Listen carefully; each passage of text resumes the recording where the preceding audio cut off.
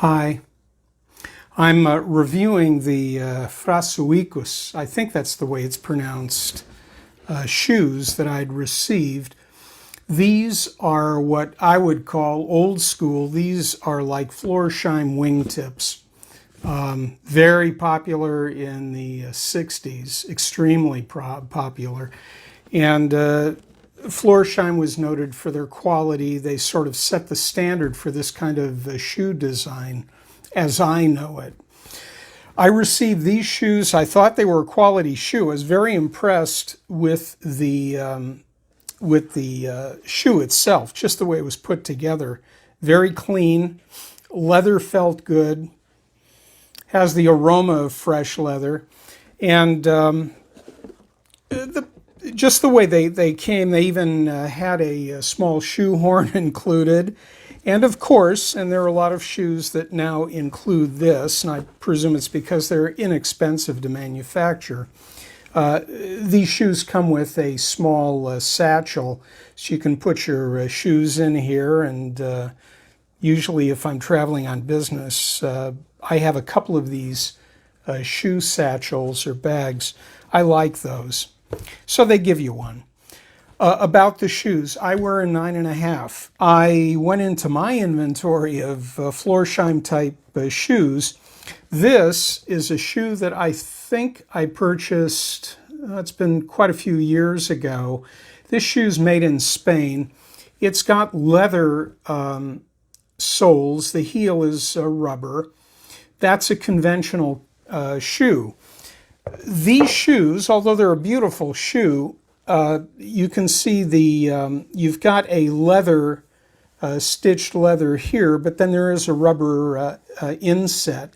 And I'm presuming that's so you don't slip and have an orthopedic issue.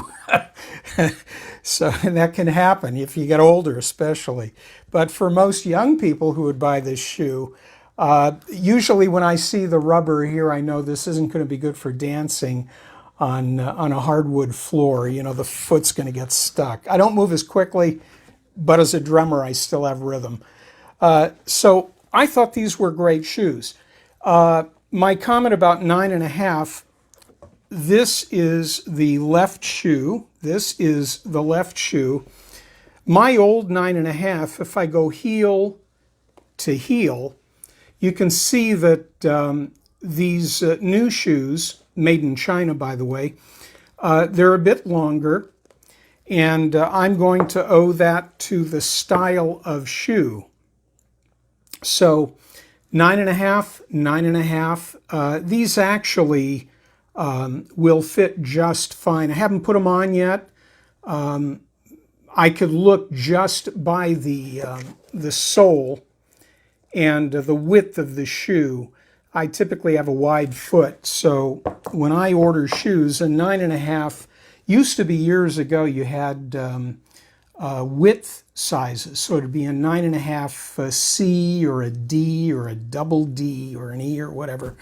Nowadays, 9.5 is 9.5, and I suppose if I have trouble getting into these, we still have some shoe shops where the shoemaker has an expansion die and they'll put it inside of the shoe and stretch the shoe a bit.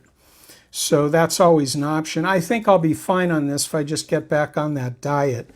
I'm one of those people that actually gains weight in my foot. Please don't ask, but it happens. These are really nice shoes. I gave them 5 stars because I compare the price point that they're at right now, and I'm looking at other shoes similar.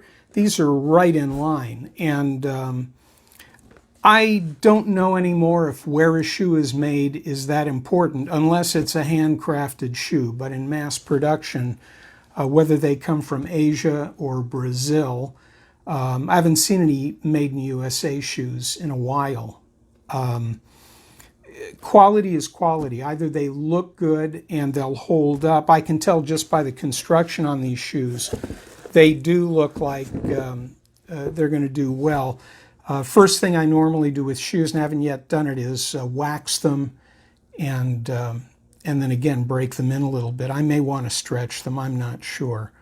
But they're a great shoe, and as far as a wingtip design, I've got two other wingtip designs in black, and I enjoy wearing them.